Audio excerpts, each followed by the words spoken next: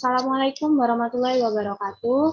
Kami dari kelompok 1 PMMUN Gersik akan mempresentasikan tentang instrumen keuangan derivatif. Sebelumnya, izinkan saya memperkenalkan anggota kelompok kami terlebih dahulu.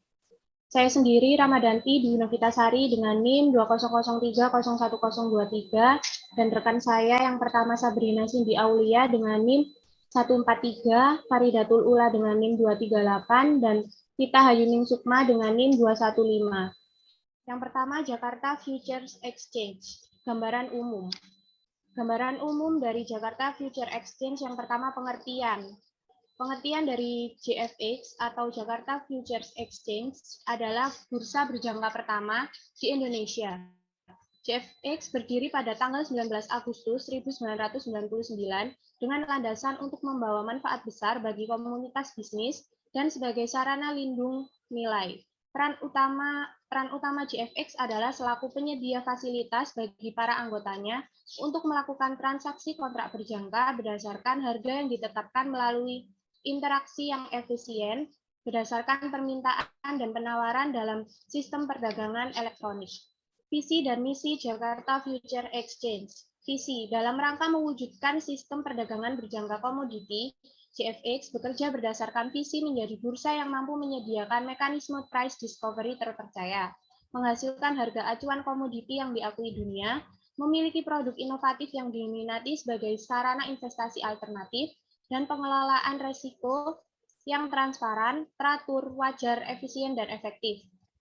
Misi yang pertama mampu memfasilitasi mekanisme price discovery yang mampu menghasilkan referensi harga yang terpercaya, khususnya untuk komoditas atau jasa yang memiliki peran penting bagi perekonomian nasional.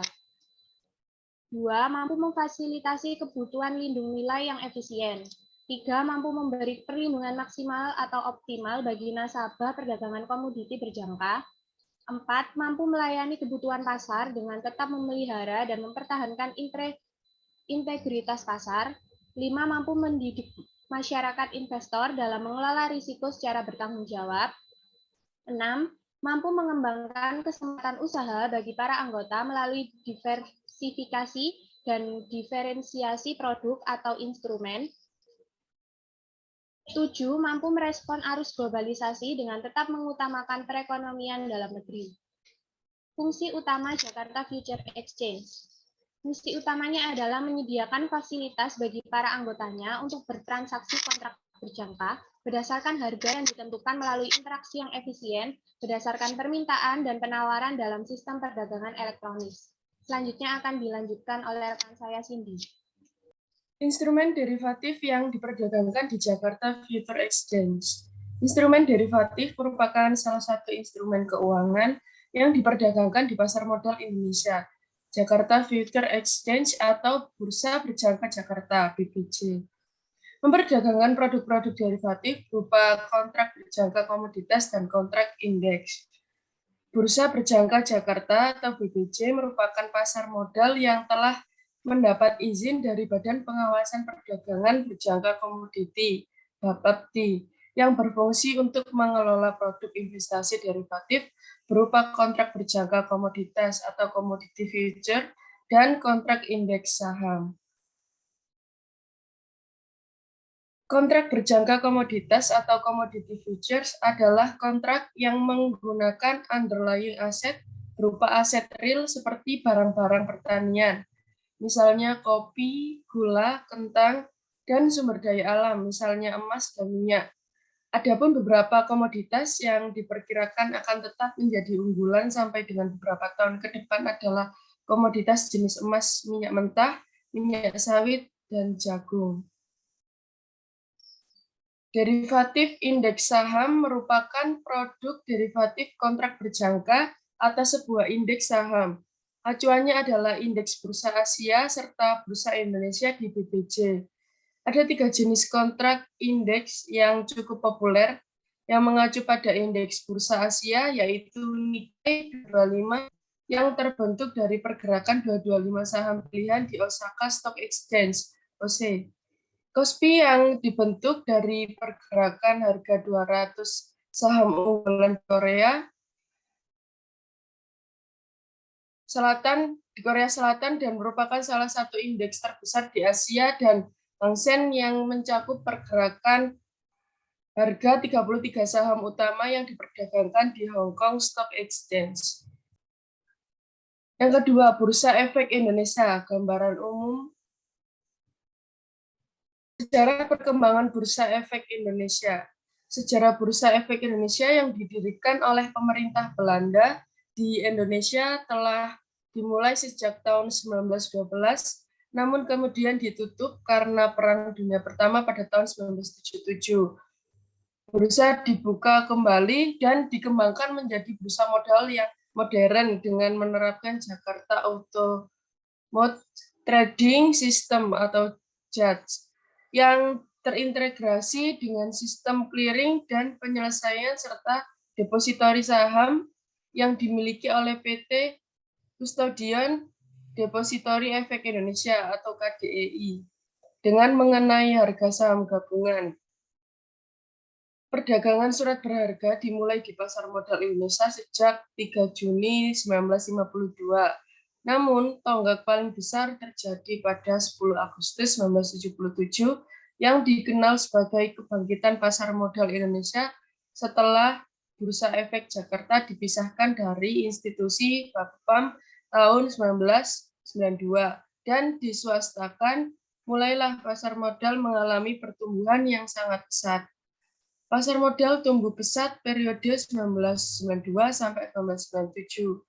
Krisis di Asia Tenggara tahun 1977 membuat pasar modal jatuh. Indeks harga saham gabungan turun ke posisi paling rendah. Bagaimanapun, masalah pasar modal tidak lepas dari arus investasi yang akan menentukan pertumbuhan ekonomi sebuah kawasan, tidak terkecuali Indonesia dan negara-negara Asia negara lainnya. Untuk selanjutnya akan dijelaskan oleh Gita. Visi dan misi Bursa Efek Indonesia. Visi dari Bursa Efek Indonesia adalah menjadi bursa yang kompetitif dengan kredibilitas tingkat dunia. Misi dari Bursa Efek Indonesia adalah menciptakan daya saing untuk menarik investor dan emiten melalui pemberdayaan anggota bursa dan partisipan, penciptaan nilai tambah, efisien, biaya, serta penerapan good governance. Pengertian Bursa Efek Indonesia. Bursa Efek Indonesia adalah salah satu bursa saham yang dapat memberikan peluang investasi dan sumber pembiayaan dalam upaya mendukung pembangunan ekonomi nasional. Bursa Efek Indonesia berperan juga dalam upaya mengembangkan pemodal lokal yang besar dan solid untuk menciptakan pasar modal Indonesia yang stabil. Bursa Efek Indonesia atau pasar modal merupakan tempat diperdagangkannya instrumen jangka panjang atau jangka waktu lebih dari 1 tahun seperti saham, obligasi, warrant, right, reksadana, dan berbagai instrumen derivatif seperti option, futures, dan lain-lain. Instrumen-instrumen tersebut diperdagangkan dengan sistem bernama Jakarta Automode Trading System atau JATS sejak 22 Mei 1995. Menggantikan sistem manual yang digunakan sebelumnya.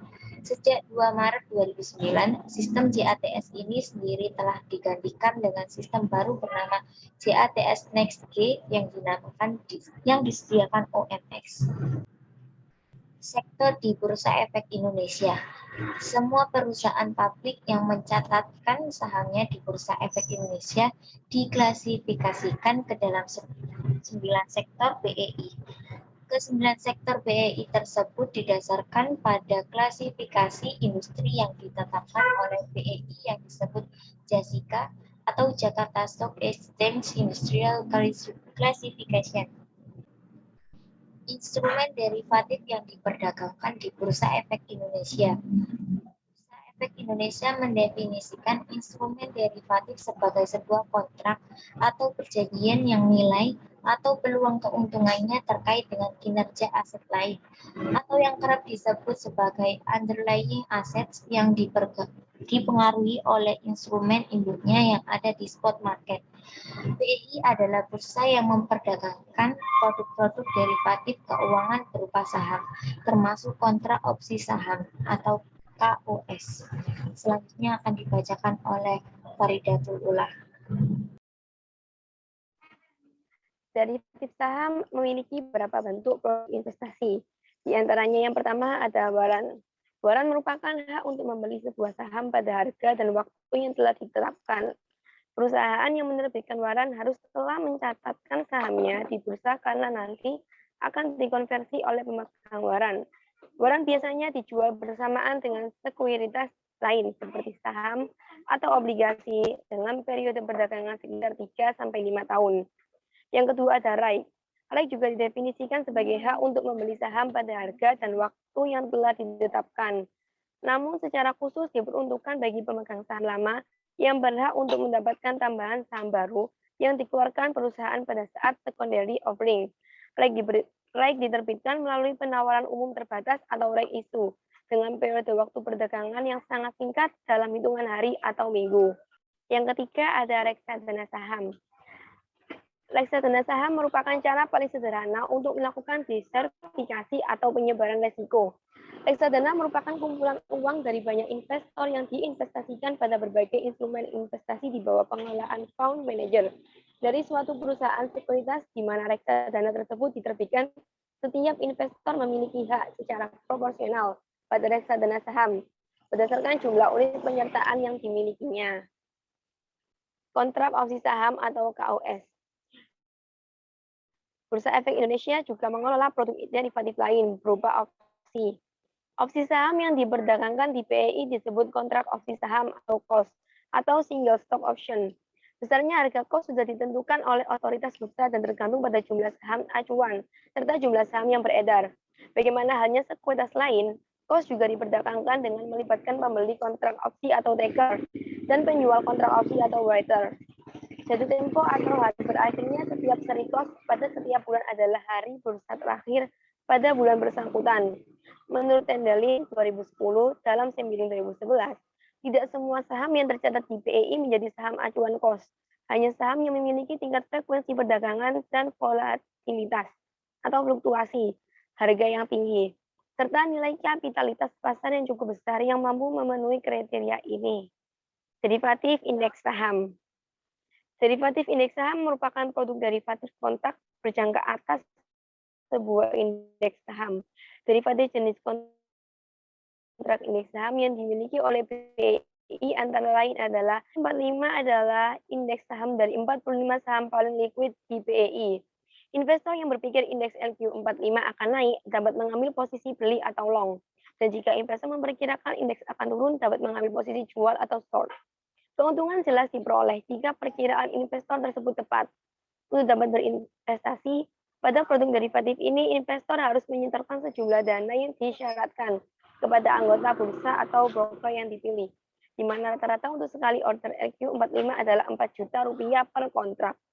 Berdasarkan informasi yang disajikan dalam website Bursa Efek Indonesia, selain LQ Future, BEI memperdagangkan kontrak berjangka surat utang negara.